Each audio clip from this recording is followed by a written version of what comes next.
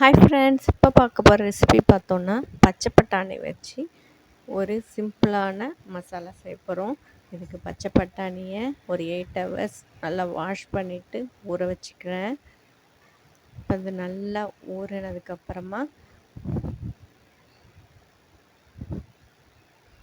ஒரு டம்ளர் தண்ணி விட்டு அது முழுகிற அளவுக்கு தண்ணி விட்டு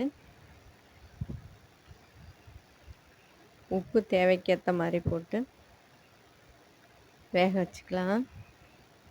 ஒரு 4-5 விசில் வச்சு வேக வச்சு எடுத்து வச்சுக்கிறேன். இப்போ அது நல்லா வேகணும். நல்லா அது வெந்துடுச்சு. இப்போது இது கடாயில் ஒரு 4 ஸ்பூன் ஆயில் விட்டுட்டு பெரிய வெங்காயம் 2 நீல வாக்கில் கட் பண்ணிவிட்டு அதை நல்லா வதக்கிக்கலாம்.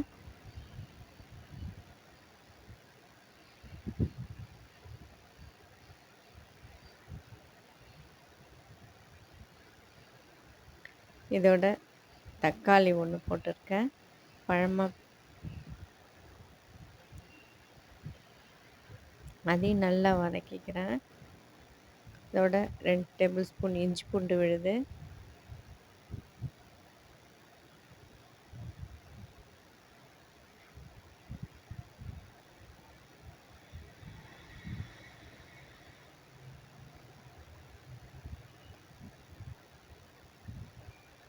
மஞ்சள் தூள் 1 டேபிள் ஸ்பூன், மல்லித்தூள் கொஞ்சமாக ஒரு 1/2 டேபிள் ஸ்பூன், இது கரம் மசாலா தூள் 1/2 டேபிள் ஸ்பூன், ஒரு சில்லி பவுடர் 1 டேபிள் ஸ்பூன் போட்டுக்கிறேன்.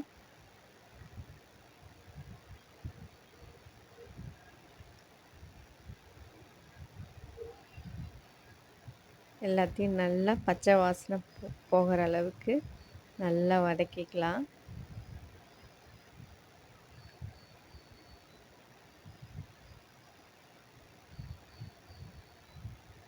நல்லா வதங்கினதுக்கப்புறமா தக்காளி எல்லாத்தையும் போட்டு நல்லா மேஷ் பண்ணிக்கிறேன். நல்லா பேஸ்ட் மாதிரி இருக்கணும். இப்போது இதில் வேக வச்ச பட்டாணியை போட்டுக்கலாம். ஏற்கனவே சால்ட்டு சேர்க்குறதுன்ட்டு இருக்கிறதுனால நான் சேர்க்கலை. நீங்கள் தேவைப்பட்டால் சேர்த்துக்குங்க. இப்போ இது எல்லாம் நல்லா பைண்ட் ஆகி ஒரு 10 மினிட்ஸ் கொதிக்கணும். இப்போது நல்லா கொதிச்சிடுச்சு. இப்போ இதில் கொத்தமல்லி தழையை துவைக்கலாம். இப்போ ரொம்ப ஈஸியான இப்போ பீஸ் மசாலா ரெடி பண்ணியாச்சு. இது இட்லி, தோசை, சப்பாத்திக்கு ஒரு 10 மினிட்ஸில் ரெடி பண்ணிடுறேன் சைட் டிஷ் இது. வீடியோ லைக் பண்ணிங்கன்னா மறக்காமல் ஷேர் பண்ணுங்கள், சப்ஸ்கிரைப் பண்ணுங்கள். தேங்க்யூ.